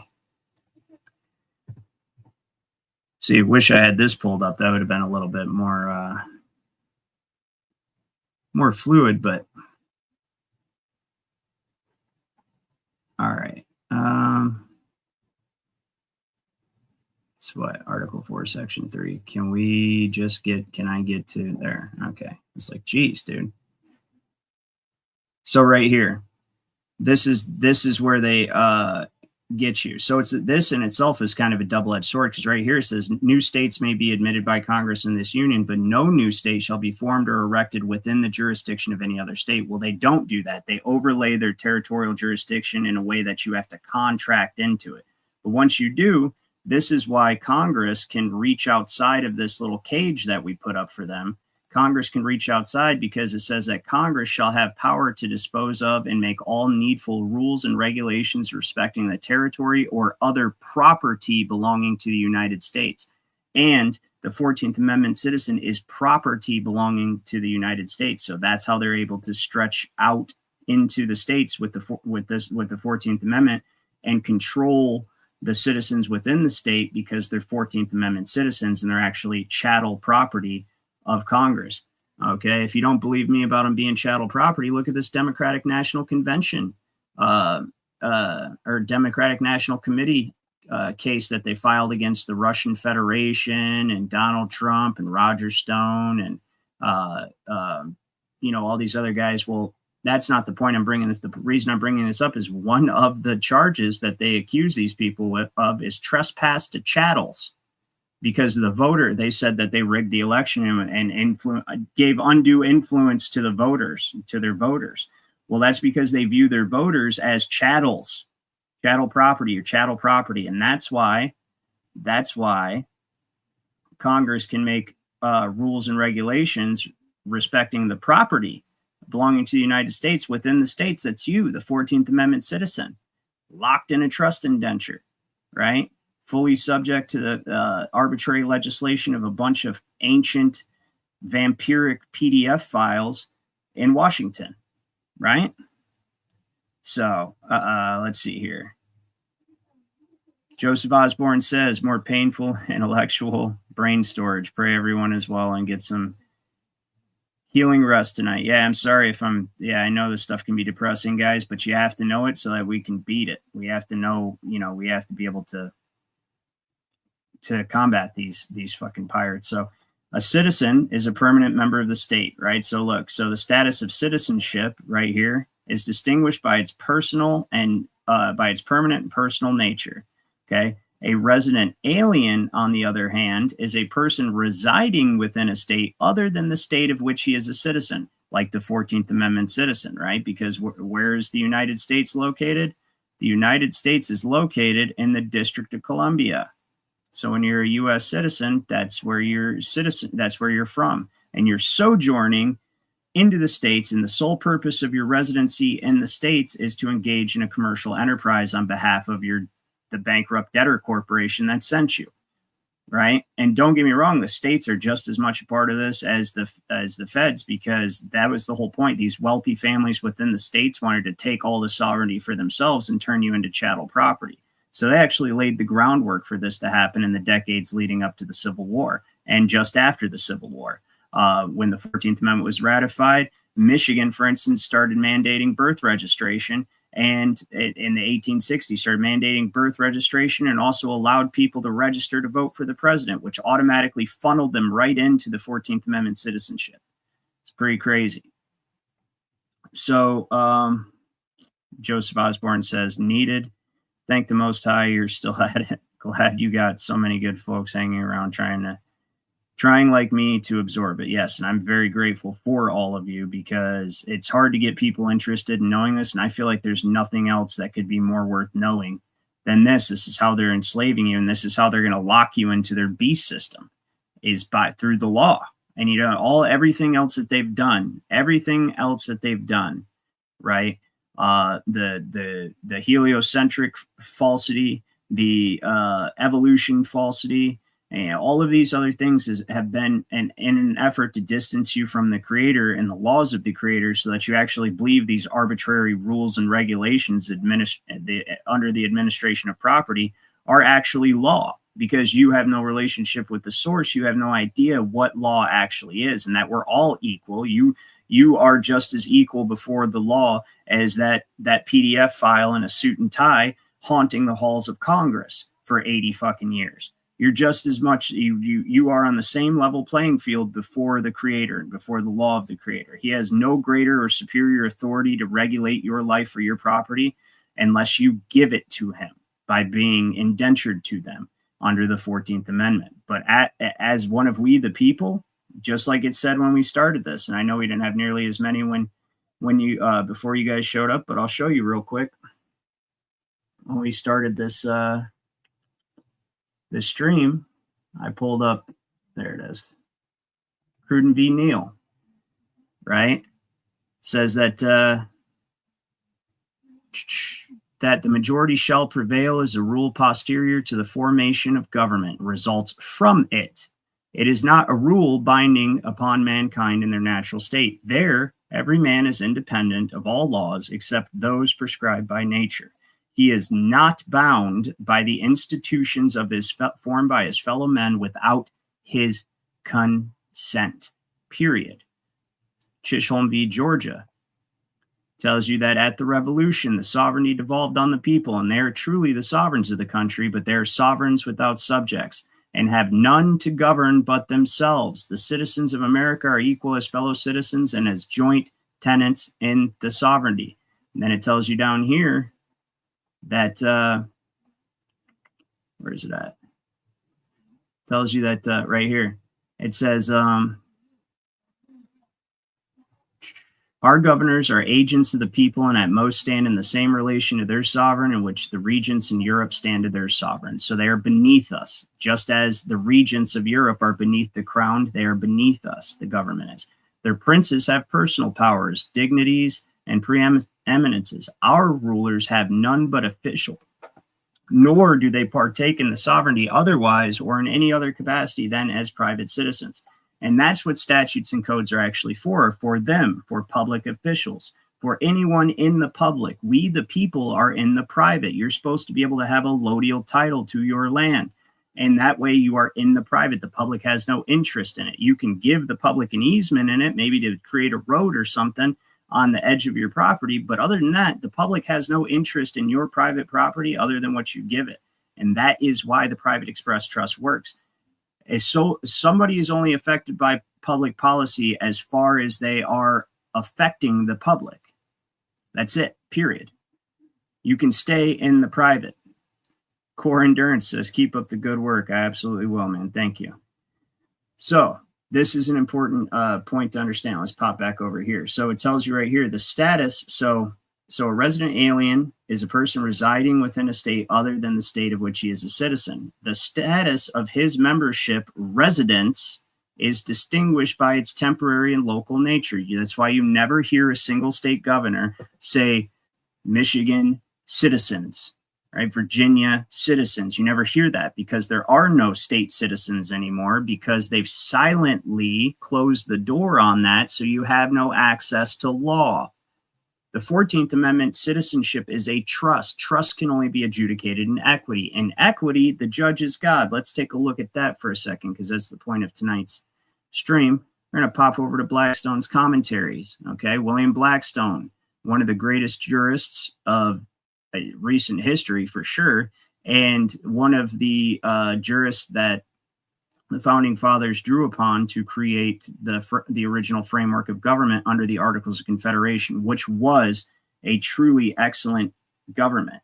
We only had the republic we were supposed to have for 10 years, from 1777 to 1787. And as soon as the Articles of Confederation were replaced with the Constitution, which they weren't replaced because we were still a confederacy, right? I'll show you real quick, actually.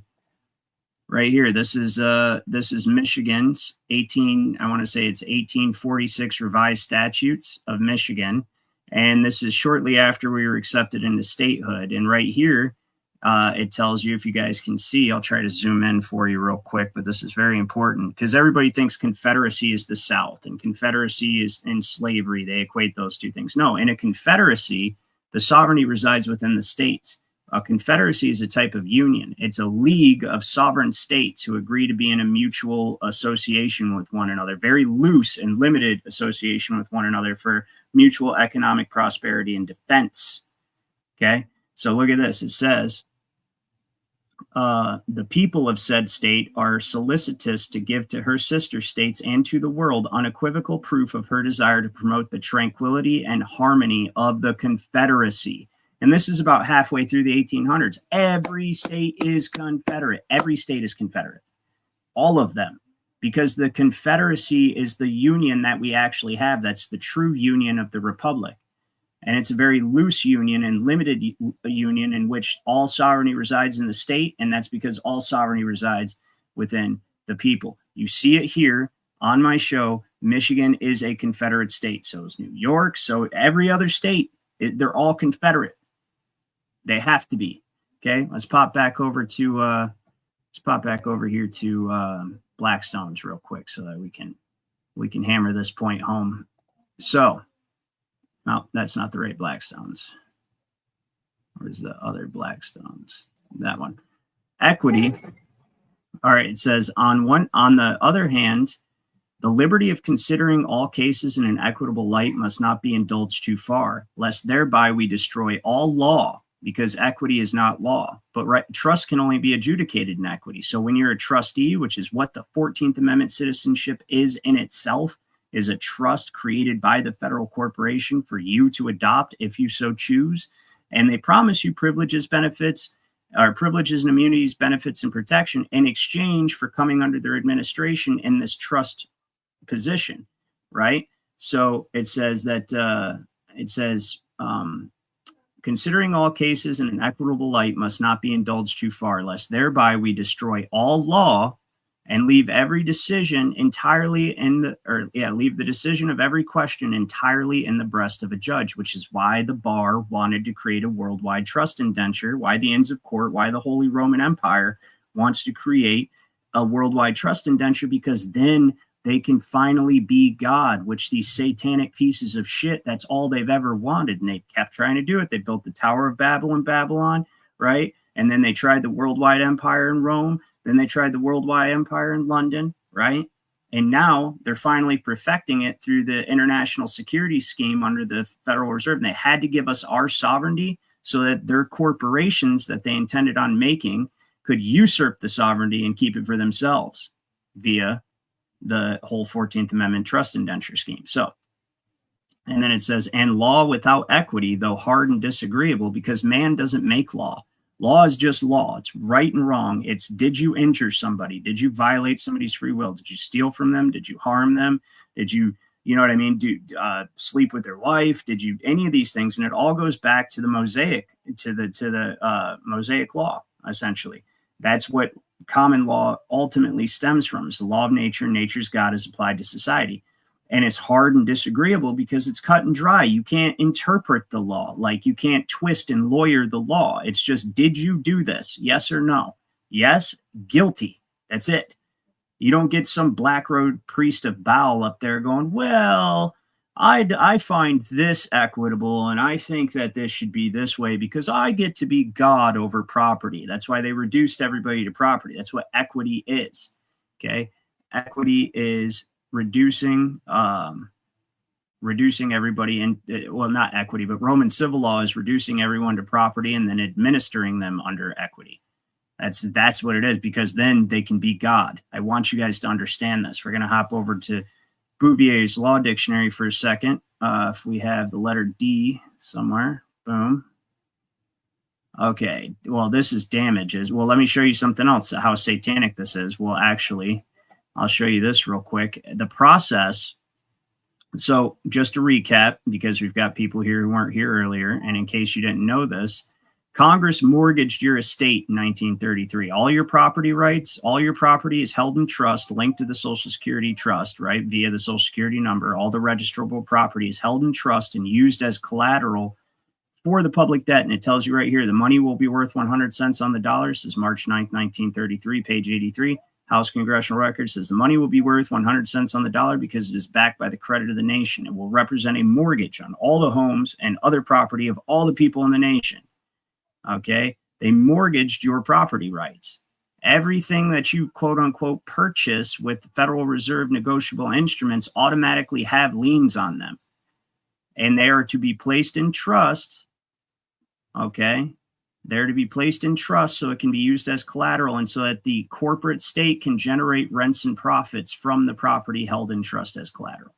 And they tell you right here, fiduciary foundations of administrative law, the emerging fiduciary model, okay, which is a trust model, and administrative law, which administration is ecclesiastical jurisdiction, administer, right, under the church. And it's basically managing the property of infants, paupers, and incompetents. All right. Administrative law posits that administrative agencies are endowed with authority to set regulatory policy, like the DMV, the IRS, the EPA, all these other administrative agencies that get to regulate property because it's all been mortgaged.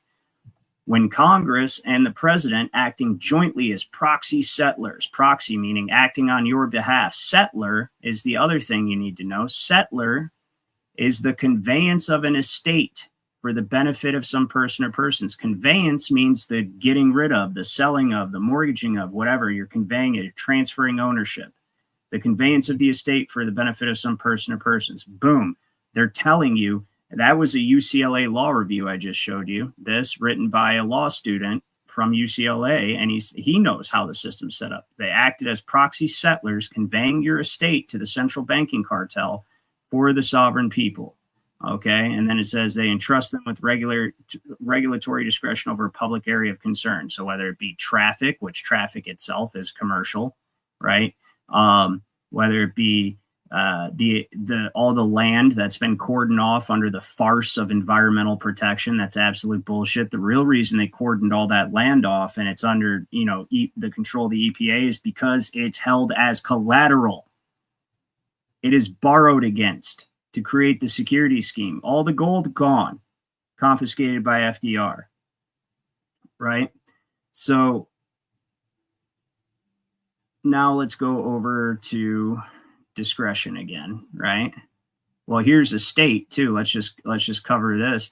In Latin, your estate is called status because it signifies the condition or circumstances in which the owner stands with regard to his property. Since all rights are derived from property, your relationship to your property determines whether or not you're under the law of sovereigns, common law. That means you have absolute ownership of your estate and all the property within it that you have an estate in, or somebody has a superior interest in your estate and you're under administration as a ward or infant, incompetent, basically. And so now daddy government can tell you what to do with your property, how to use your property. It can make you pay a licensing fee to use your property, and then it can fine and fee you for the misuse of your property. Oh, you went 60 and a 55, infant. You didn't use the property the way we told you to. Oh, you smoked some weed, infant. You're not using the property the way we told you to, because everyone's subject to the Roman pontiff for the salvation of mankind. Now remember, because he really cares about you. He loves you. He's definitely not a massive PDF file, satanic piece of shit. But, I'm saying he's not, YouTube. I'm denying all allegations that the Pope is a sniveling PDF file shitbag. Okay. I'm saying that he's not, just so YouTube's clear on this. Right. So Benji joined us. Let's see here. The current naturalization process is for the 14th Amendment citizenship only, correct? Yeah, actually, yeah. And that's not even done properly because this is actually how citizenship is supposed to be confirmed. I'm glad you brought that up. I have ex parte nolls. Here, the power to naturalize is made a judicial power by act of Congress, right? So the Constitution, as he says, the provision of the Constitution of the United States, which gives Congress the power to establish an uniform rule of naturalization, is construed to mean that the rule, when established, shall be executed by the states. Andrew Johnson said the same thing when he vetoed the Civil Rights Act. He's like, you're trying to give the federal government the right to confer citizenship, but that right belongs exclusively to the states. Okay. Now, the reason I bring this up is because Congress makes the uniform rule, like the process of how people are to be naturalized within the states, but the states themselves choose who to naturalize, when to naturalize them, right? And under what conditions. All Congress can do is establish a uniform rule of how it's done. Now, he goes on to say that it's only common law jurisdiction, only courts having common law jurisdiction, superior courts, with a seal and a clerk or protonotary can confer citizenship as a district court, right? So it has to be a common law court to confer citizenship. Secondly, it says all other courts in the state, being courts of inferior and limited power, although some are courts of record, yet having only statutory and not common law jurisdiction, they have no power to grant naturalization. What that tells you is that all courts that are statutory courts or these commercial courts are inferior courts. The highest court in this republic, contrary to what people believe, the highest appellate court is the Supreme Court, but the highest court in this country, in this republic, is a common law court of record. That's it. Okay, that was the only court that can confer citizenship. That's dealing with actual law and living men and women, not property, not trusts, not trustees, infant chattel property of their own estates. Okay, so, all right, let's get back to what we were getting into here. We went through equity, and I'll recap that one more time. Equity says that The liberty of considering all cases in an equitable light must not be indulged too far, lest we thereby destroy all law and leave the decision of every question entirely in the breast of a judge, right? But trust can only be adjudicated in equity. So when you're a trustee of your own estate, the Social Security Trust, right, and all the properties held in trust as collateral, then you only have access to courts of equity to enforce equitable rights, which are not actually rights, they're privileges resulting from a contract or trust arrangement. So those privileges regarding each of the property that you can enforce in a court of equity, or try to, if the judge acting as God deems it equitable to allow you to enforce it, right? Because it's not a right, it's a privilege, are determined by the contracts which allow you to use the property. For instance, with the automobile that becomes a motor vehicle when in commerce, the license is the contract that determines what your privileges are regarding that automobile and regarding your ability to use it. And they're just privileges. So, all right. Now we're going to pop over here to D. What I wanted to show you to further reinforce, we'll go down to discretion. Okay. Whoa, what was dead letters? Hold on. I just seen that. It's interesting. Oh, okay. Something with the post office. It's really cool to go through these common law dictionaries sometimes and just read the actual meanings of the words at common law, and you get a really good idea of how common law society was supposed to be, how it's supposed to be, period. So let's go down to discretion. So we go disability, disbursement, discharge, discovery, discretion. There it is. So to put a cherry on top of what I was talking about with the equity, it says, when it is said that something is left to the discretion of the judge, it signifies that he ought to decide according to the rules of equity, okay, and the nature of circumstances. The discretion of a judge is said to be the law of tyrants. It is always unknown. It is different in different men. It is casual and depends upon the constitution, temper, and passion. In the best, it is oftentimes capriciousness. In the worst, it is every vice, folly, and passion of which human nature is liable. That's what a court of equity is. So it's the law of tyrants. Okay, and that's what they've put you under in this trust indenture scheme. Here's just to add something to the United States citizenship in case people had never seen this before. All right, it says that right here, Indiana State Supreme Court, one may be a citizen of a state and yet not a citizen of the United States. This case was one of the jurors was from Germany. This guy got convicted by this jury. One of the jurors was from Germany, came over, moved to Indiana, naturalized within Indiana in a common law court like you're supposed to, but did not become a 14th Amendment citizen. And so the guy tried to appeal and said, oh, he's not a United States citizen. They said, yeah, well, he's one of the people of the state, so he's even higher. One may be a citizen of the state and yet not a citizen of the United States, period. Boom, point blank, period. So, all right, now we're going to be shutting this down shortly because we are going to take my daughters swimming, late night swimming with some pool lights that we got for them. But before I do that, I wanted to show you guys a couple videos. So let me reshare the screen. And we got to actually do the tabs individually. So let's go to, let's see. Is this the public and private?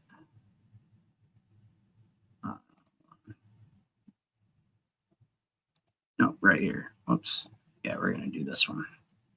Okay, this video explains what's happened, the conversion of you into a trust, right? All your property into a trust, and then making you just the mere trustee of it, right? / debtor / beneficiary, but you don't have any power, right? You're very limited trustee. And you're charged with being responsible to perform all the obligations that are placed on the estate. So, all right, let me go ahead and register. What the birth certificate is, it is a registration into a corporation. Registration means you are giving away ownership over to something else. Yep. So basically what happened, your birth certificate was a bond that your parents had no idea what was going on. They ended up having to sign it under duress, meaning they had no idea. They were told, they were forced to sign it, saying it was for something, to protect just to protect them, protect the children, and all that. What was happening is they were signing a contract with no full disclosure of what the contract is. And if you know what a real contract is between two human beings with full disclosure of the contract, which is bilateral, where two people have to be in agreement, meaning two human beings, not a human being and a corporation. Okay, Yep. That is not what a contract is. It is two people, two human beings coming into agreement, into the same, mutual agreement of. But this is why, so this is how they got around it being a mutual contract, is just like Edward Mendel House says, we're going to use the ancient system of pledging. Pledging doesn't require two parties to it. Pledging is a one-sided agreement, essentially, a one-sided covenant, where basically you pledge something and the other party who is pledged to does not have to do anything in return. And that's what, so we pledged our full faith and credit to the public debt. Well, that meant they pledged your estates and, you don't have to get anything in return for it. So that's just wanted to put that little note in there. Bringing up a contract of, what they want to accomplish, okay, with two signatures by two human beings, not a signature by a person who represents a corporation. No. And Core Endurance with a $20 super chat. We greatly appreciate it. Core Endurance says it would be amazing to have a panel on the intricacies of naturalization and the possible remedies. I have so many questions. God bless. Absolutely. Well, the answer is claiming your estate first and foremost, and rebutting all presumptions on the public record, and then serving everyone. So if you had the opportunity to watch the public stream I did not too long ago called Claim Your Estate, that's where I really explain that whole process. And what you're doing is you're returning to your lawful status as one of we the people, rebutting all presumptions of infancy, being missing, presumed dead, and you're appointing yourself as the lawful executor, the sole lawful executor of the trust. And you do that because every time the judge is in there trying to place another indenture on you, right, and place more obligations so he can generate his commercial paper to sell it to private investors because he's a scumbag parasite, he's acting as a special administrator. But there cannot be an administrator and an executor at the same time. So you point yourself as the executor, you announce yourself as the executor when you walk in, and he automatically is knocked out of the position of administrator and has no authority. So he's going to try to ignore what you're saying. He can't, when he says state your name for the record, and you say, I come before this court having been found to be living, my name is Ryan Mason of the House of Wells. I come before this court having been found to be living, and I'm the sole lawful heir and executor of the res defendant estate. And I am here to dispel the confusion surrounding the property of this estate is not under administration, right? And then he's going to go, so you're not the so-and-so, right? And say, Your Honor, is this a court of law or is this a court of equity? Okay? Because that's a distinct difference, right? And if he says, well, this is a court of law, you say, okay, well, where's the victim? Who'd I injure? Where's the signed sworn affidavit? Where's the jury at, right? What are the nature and cause of the charges against me, right? And he said, well, I mean, it's a traffic ticket, traffic citation. So it's a court of equity. All right, show me the contract. Show me the contract that's placed me into a trust arrangement where you can actually enforce these arbitrary regulations on my property, right? And you nail them in like that. But also, I want to point out that rebutting the presumption of 14th Amendment citizenship that's the Jenga piece you have to pull out. And so, yeah, we can do a panel on that probably. But because they've gotten rid of the common law courts, they can never get rid of common law. You can still use common law. You can still hold court because no free man shall be deprived of his court. That's the Magna Carta. But and people do it. Mojo has done it, right? And with a very good degree of success. And when you do this to them and you issue an at-law counterclaim, you take over their inferior court and they shit themselves. Like the judge literally asked Mojo for permission to adjourn. We got it on recording. Should play that sometime, actually. But beyond that, returning to the status of one of we the people, right? And so that's the way that we naturalize now, because they've taken away the common law courts of record where you were to be naturalized within the state. We just do it ourselves on the record using our own court with our own seal. and boom, that's it. I've got mine on the public record. Declaration, establishment, publication of my house seal, establishing my house and my seal, and I have my estates claimed on the record. Anytime somebody messes with me, I serve them with it, and they shit themselves. So, but yeah, we can definitely get something together to go through. Maybe next time. Yeah, next time I stream, I'll go through and I'll do an entire stream on the claiming it again, and statuses and everything like that. So we got Do It Straight Laces showed up. Good to see you, man. And let me make sure I didn't miss anything else. Okay. And I appreciate the super chat. Thank you, Core Endurance. All right, let's continue this. It's two human beings, okay?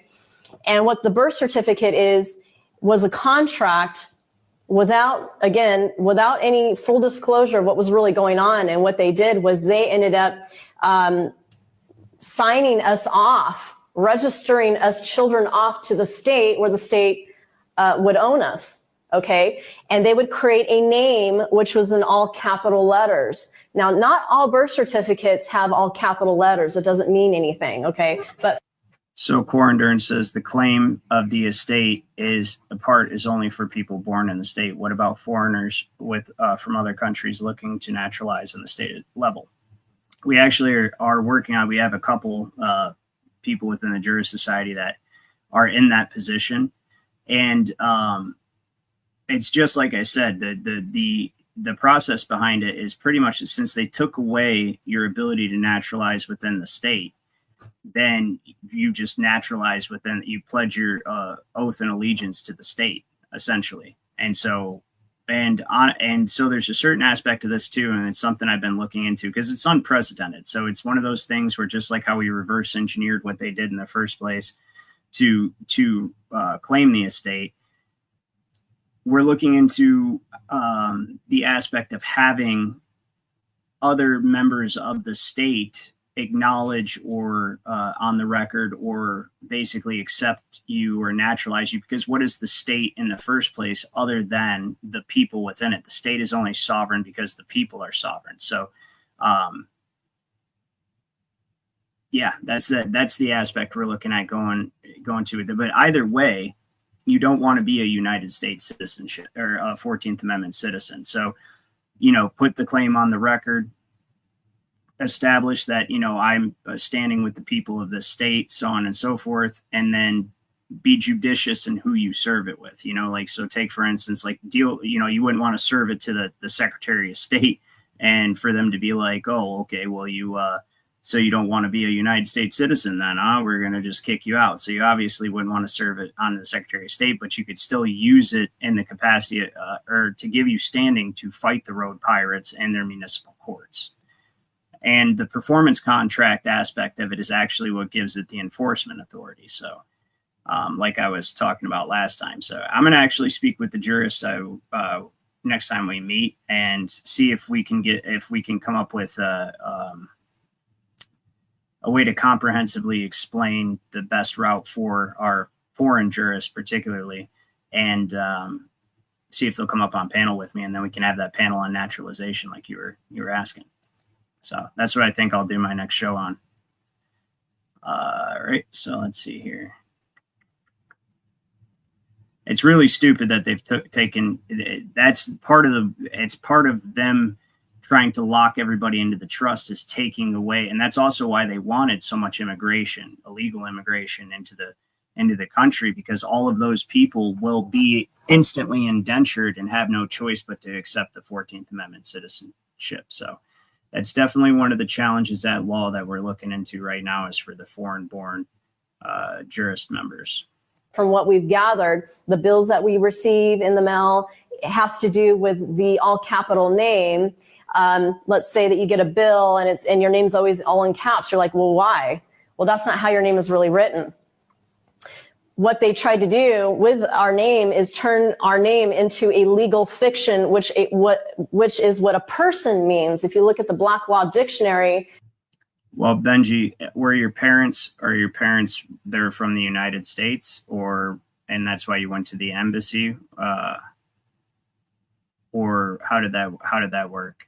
You got to explain that to me a little bit more, because It's called jus sanguinis. Whatever your parents' blood is, you can claim that nationality, even if you were born abroad.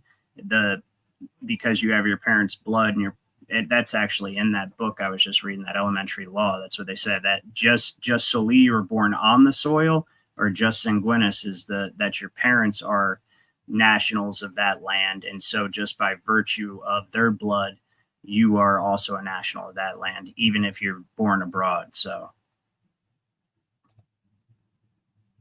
Edition 7, a person represents a legal fiction and a corporation. So you're good, Benji. In order for these corporations. Yeah, so somebody apparently screen recorded that, but that's absolutely right, except for the fact that you're not a corporation. So when they say they're registering you as a corporation, it's a big source of confusion. You're an enfranchisement. You are enfranchised by the federal corporation, but you're not a corporation. What you are is you're a trustee and you're an agent. And you are who they are bringing into court is not a corporation, and it's not necessarily just the trustee, it's the estate itself. The estate itself, and then you come and represent the estate as the trustee. That's how that works. On the claim you just put by a birthright citizen or birthright nationality of such and such by the virtue of jus sanguinis, right? And so send it to me before you're finished, or when you're finished, before you file it, and I'll look and see what you put, and then I'll tell you how to write it. You just basically be like, by one of we the people, by virtue of the law of jus sanguinis, or the principle of jus sanguinis, my parents being both people of said such and such state, and then that's how you just put it in there. Or honestly, yeah, that's how I would do it. But either way, you don't have to worry about it because you're not technically a foreigner, and that actually does apply. So, all right. Whoops. Now there's one more video I want to show you guys real quick before we get out of here. And it's this one. So, yeah, this guy talks about discharging debts, and that's why I want to show this. So technically they should discharge debts, but they won't, because their whole securities scheme would fall apart. But just listen to what he says about the public and private and the difference between public and private. That's what I've been explaining to you guys. All right, hold on. Everything is private. Oops. You got to know how to correspond private. Everything is private. Because if you do anything public, the public is their domain. And they're going to fuck you up and make an example out of you.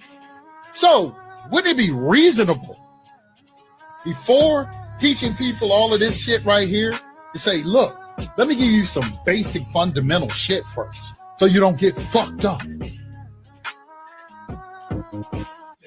It says on the IRS employee manual, they take, let me see if I can find this real quick. Right here, this is the employee manual. All right, now, how did I find this out? Years ago, okay, people were discharging their debts with money orders, all right? And it was working. It was working. It was working very well, as a matter of fact. But like anything, once it goes mainstream, it stops working. They're not going to let anything. See that right there? I want to emphasize that point. That's why here on this channel, we do not play in their UCC sandbox. We do not do endorsements. We're not teaching people to do endorsements because it's their rules. It's their game. They make the rules. And as soon as you find one loophole, they close it up. There's no point in playing in their sandbox. Instead, we take the sand out of their sandbox and we kick their sandbox over. Okay. We're not in your courts of equity. We're going back to law. Okay. And now let's see you try to lawfully enforce any of your arbitrary regulations, right? By treating us as chattel property here at law. It's not happening. It's not happening. So. Work that a million people know about. Get that out of your fucking mind. That's why when Heather Ann Tucci, when she started, as soon as she put that, somebody came to me and said, yeah, people are discharging debt with the number on the back of their social security card. Don't tell nobody. Very next day I go on YouTube. It's a million people watching videos talking about it. Yeah. Yeah. I saw it's not going to last very long. It's going to get shut down. because people don't know public and private. You're going to take private information and put it in the public and expect it to keep working? Right. So the lady, now it was a lady, it was a group of white women. They were very successful in discharging debt. So I went to her because I was kind of known, and she had a private meeting with me, and she wouldn't even tell me how to do it. She said, hell no, I'm not giving out this information so I can fuck it up. But she did give me a lead. She said, I will tell you this. Everything you need to know is in the IRS employee manual. As a matter of fact, there's an urban legend that says that there was a guy who got tired of all of this, and he studied all of Title 26 and found the answers, and the IRS opened their arms and welcomed him in and said, brother, welcome home. You found the answer. Because the answer is in Title 26. Because all this shit is what? A tax. And specifically, all of it is a tax. We're dealing with taxes. Gift and estate tax, yeah. So here is unacceptable payments. All right. Okay, so this is what they want. You can't pay your taxes with. You can't use gold, silver, jewelry, stamps, saving bonds, treasury notes, treasury bills, stocks, treasury certificates of deposit, promissory notes, gold coins other than U.S. currency, deposit slips, withdrawal slips, credit cards, debit cards, gift cards, tickets to events, lottery tickets, obviously fake money such as monopoly money, oversized billion-dollar bills, currency copied with animals or other unusual items printed on them. This is what people send these motherfuckers. That's why they think everybody's stupid and crazy. Yeah, I agree with Expired, stale, dated checks. It goes on. Unexpired passports. I don't even know what that is. Now look at this note right here. They said, if a promissory note is returned to the taxpayer and the taxpayer sends the note in again citing public policy ACR 192 for the note to the CID, field office, attention special agent in charge of the state the taxpayer resides. Now, is this a bad thing? This is for all you out there this discharging debt. This is not necessarily a bad thing because as Byron Beers was stated that the criminal investigation division of the IRS is where they discharge debt at. So I've also got to add this, that if you are discharging the debt, or if you try to, and somehow that you're successful and they actually still do it, because they definitely close that loophole. But, and like I said, lawfully they should under House Joint Resolution 192 and obviously the IRS manual. But what you're doing is you're accepting the benefit, again, of them discharging your debt. And so you're staying locked into the trustee position. You know, you're in the position of administration rather, because they've got you in like a beneficiary / trustee position. So, but the beneficiary has no power, and that's why you have no power as a trustee as well. The trustee, you're the trustee when they place obligations. He says when one becomes dependent on someone, he must subject himself to the will of he on whom his estate depends, right? And to the degree on which he is dependent. So if you're entirely dependent, you're entirely under administration, whatever degree your dependence consists of. And that's how they get you through the Social Security, because it's a deferred retirement benefit. And that's your whole life. So it's that's complete administration via the 14th Amendment and the Social Security Trust. That's the issue. I hope you guys actually get that, and if you don't, let me know, because it's like the very like fundamental piece of information that must be comprehended in order for you to get this entire scheme of what they're doing. It's by operation of law. When one becomes dependent and becomes a charge on someone else, they subject themselves to the will of that individual or entity or whatever it is. That's what Douglas Riddle was talking about too. I put the audio on here for you to listen to. But it goes on. Well, what do they take? What? If a bill of exchange or registered bill of exchange is received from a taxpayer authorizing the campus to settle the account through FedWire, send everything received to the following address. Ain't that where we send our bond to right there?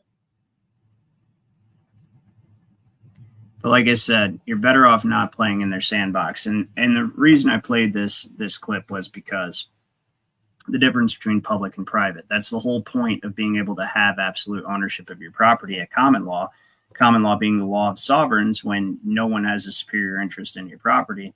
You have absolute lawful right to it, and you can enforce those rights at law. So my point in saying this is,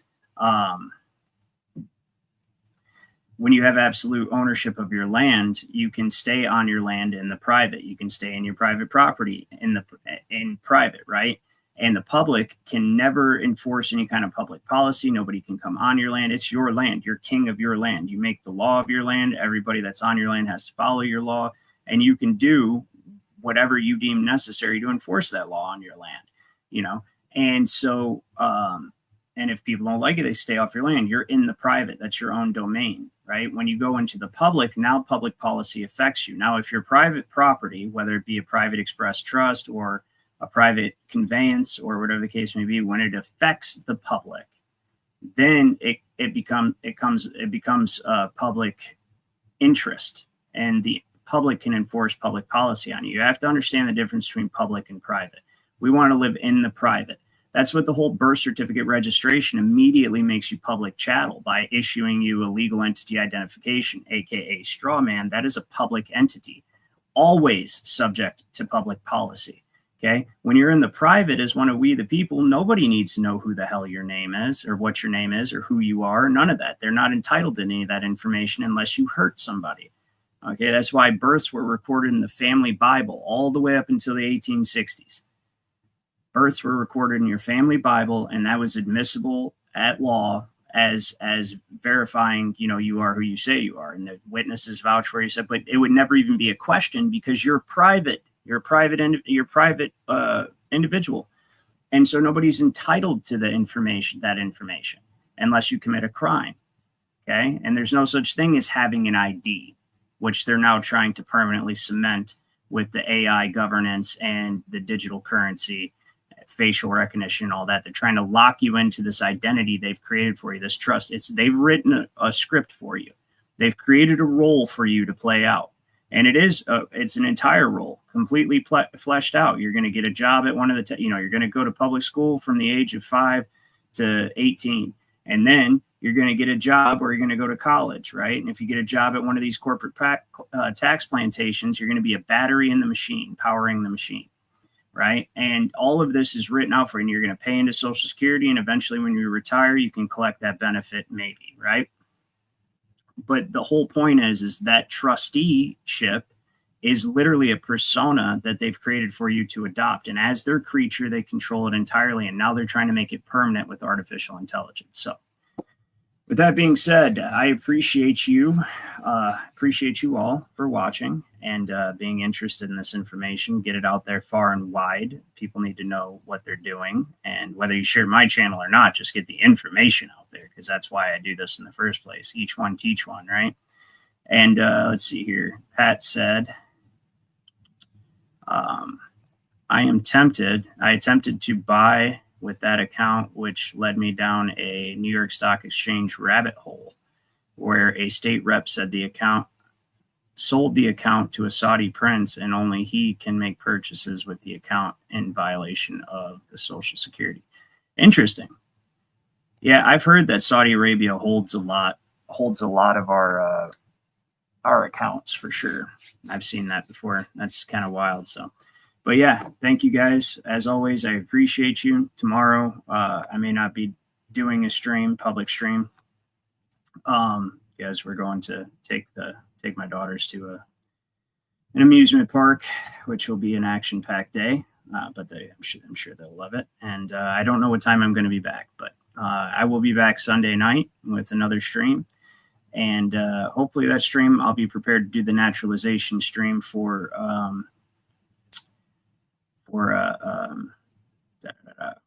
how do you, hold on, I'm trying to remember what the screen name was. It's like Scott. That's it. Core endurance. That should be easy to remember. Core endurance. For you, I will try to be prepared for the naturalization stream either Sunday, or if it's not the next one, it'll be the one after, just so that we can get all the information in order, and actually have a comprehensive and detailed plan of action to circumvent that tricky situation, because that is a tricky situation with people who are not born in the U.S. and they have to naturalize under the 14th Amendment. That's kind of shitty. So but there's always a remedy, because there can never not be a remedy. They always have to leave a remedy. All you have to do is be clever enough to find where they've hidden it. That's how that works. So good night, Corbett. See you over there. Good night, Benji. Do it. Everyone else, Pat. I hope you guys have an excellent evening, and I'll see you next time.